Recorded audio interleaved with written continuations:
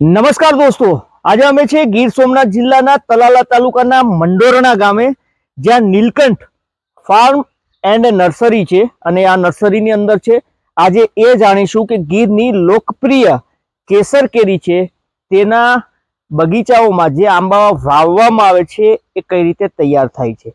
અહીંયા પર બે પ્રકારના આ કેસર કેરીના આંબાઓ છે જેને તૈયાર કરવામાં આવે છે અને અહીંયાથી આપણા જિલ્લાભરના ખેડૂતો છે તેમાં ડિસ્ટ્રીબ્યુટ થાય છે। મતલબ કે અહીંયાથી ખેડૂતો છે તે આંબા લઈ જાય છે અને પોતાના ખેતરની અંદર બગીચાઓ બનાવે છે।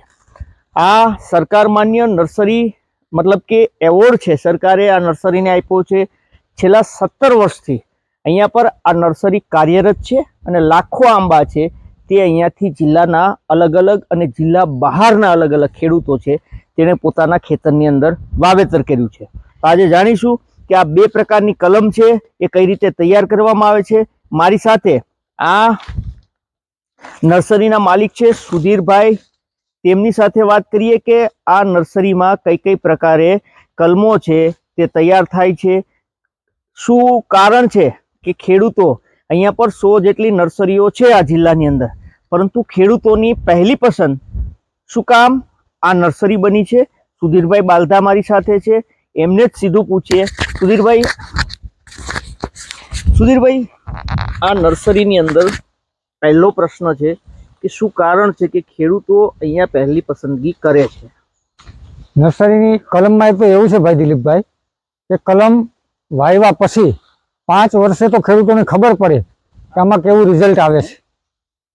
ખેડૂતોની પહેલી પસંદગી આપણે એટલા માટે છીએ કે 5 વર્ષ પછી જે રિઝલ્ટ આવે છે આપણા એ અદ્ભુત છે। દર વર્ષે રેગ્યુલર આંબામાં કેરી આવે છે, ફળની સાઈઝ સારી થાય છે, ક્વોલિટી સારી થાય છે અને આંબો કાયમી માટે તંદુરસ્ત રહે એવી રીતની આપણે કલમ બનાવીએ છીએ। અચ્છા સુધીરભાઈ, હું એ પૂછવા માંગુ છું કે વિશેષ શું છે અહીંયા જે ખેડૂતો છે કે બીજેથી નર્સરીએથી રોપા લે છે, તમારી ત્યાંથી લે, શું કારણ છે કે તમારી ત્યાંથી લે છે? મારી પાસેથી લેવાનું એક જ કારણ છે કે સારામાં સારી ક્વોલિટીની કલમ આપણે બનાવીએ છીએ। અત્યારે માલ તો જોઈએ એટલો મળે છે, નર્સરીઓ તો ઘણી બધી છે, પણ સારામાં સારી ક્વોલિટીનો માલ બનાવતી હોય એવી નર્સરીઓ કેટલી? નો ડાઉટ કે બીજા પણ સારી વસ્તુ બનાવતા હશે, પણ ખેડૂતોને મારે આપના માધ્યમથી એક વિનંતી પણ કરવી છે, રિક્વેસ્ટ પણ કરવી છે કે કલમ વાવતા પહેલા 10 જગ્યાએ આપણે તપાસ કરવી જોઈએ, પૂછપરછ કરવી જોઈએ, જાણવું જોઈએ કે આ કલમો કેવી રીતે તૈયાર કરવામાં આવે છે। એક તો દેશી જે ખાટી કેરીનો દેશી ગોટલો આવે એમાંથી બાટો તૈયાર કરવાનો અને એની ઉપર દર વર્ષે જે રેગ્યુલર કેસર કેરી આપતી હોય એવી કલમમાંથી જ મધર પ્લાન્ટની સ્ટીક લઈ અને કલમ બનાવવાની, તો આવનારા સમયમાં સારામાં સારું એનું પરિણામ મળે। એનું કારણ શું? ખાટી કેરીનો જ? ખાટી કેરીનો એટલા માટે કે ખાટી કેરીના હિસાબે એની રોગ પ્રતિકારક શક્તિ સારી હોય। અચ્છા, તમે કેટલા વર્ષથી અહીંયા પર નર્સરી ચલાવો? મારે અહીંયા પર તૈયાર થાય છે? મારા નર્સરીની અંદર 17 વર્ષ જેવો સમય થઈ ગયો અને દર વર્ષે હું 50-60 હજાર કલમો વેચવા માટે તૈયાર કરું છું। અચ્છા સર, મને એ સમજાવશો કે કઈ રીતે ખૂટા કલમ તૈયાર થાય છે, કઈ રીતે ભેટ કલમ હોય છે, એમાં શું ડિફરન્ટ હોય છે? ડિફરન્ટ તો કાંઈ નથી, તો બે એક જ હોય છે, પણ ખૂટા કલમ છે, નૂતન કલમ જેને આપણે કહીએ। આ નૂતન કલમની અંદર આ બાટો છે એ દેશી કેરીના ગોટલાનો છે અને આ ઉપર સ્ટીક લગાડવામાં આવી છે, આ નૂતન કલમ કહેવાય। અને એટલે આ દેશી કેરી છે તેનો પેલો રોપ અહીંયા થાય છે એને કાપી અને આ કલમને અહીંયા પર ગોઠવવામાં આવી છે। હવે અહીંયાથી આ કેસરનો આંબો શરૂ, આ કેસરનો આંબો થઈ ગયો। હવે ભેટમાં કઈ રીતે હોય છે? ભેટમાં બાટો હોય એને ડાળી સુધી લઈ જવાનો હોય। અહીંયા આપણે છે ભેટ કલમ આ છે, આવો।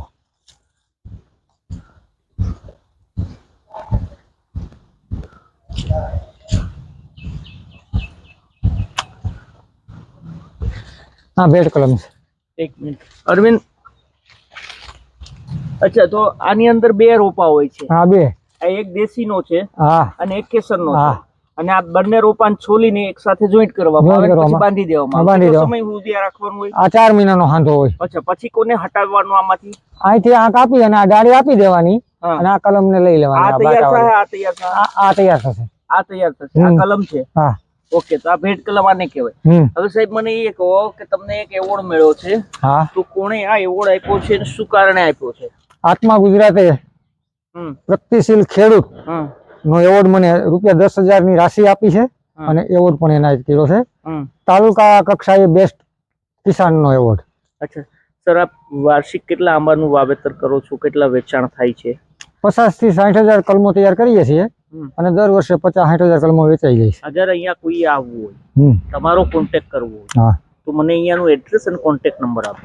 તાલાલા બાજુથી આવવું હોય તો તાલાલા થી આકોલવાડી થી 3 કિલોમીટરના અંતર ઉપર છે આપણી નર્સરી.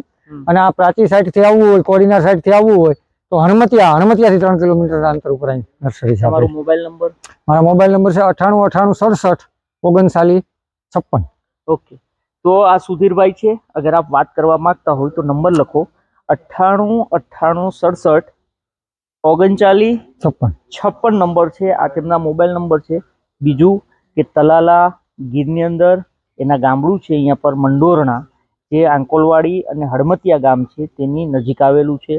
અગર આપ આ વિસ્તારના ન હોય, અગર આપ અહીંયા પર પહોંચવા માંગતા હોય તો તલાલા બારના જિલ્લાનો હોય તો વેરાવળથી તલાલા, અગર કોડીના રૂના તરફથી આવતા હોય તો પ્રાચીથી અહીંયા પર આપ પહોંચી શકો છો. છતાં પણ હું આ ભાઈના નંબર છે સુધીરભાઈના, એ લખી આપું છું જેથી કરીને આપ એનો સીધો કોન્ટેક્ટ કરી શકો છો. અગર આપ વાવેતર કરવા માંગતા હોય કેસર કેરીના આંબાનું તો અચૂકથી આ નંબર ઉપર કોન્ટેક્ટ કરવો.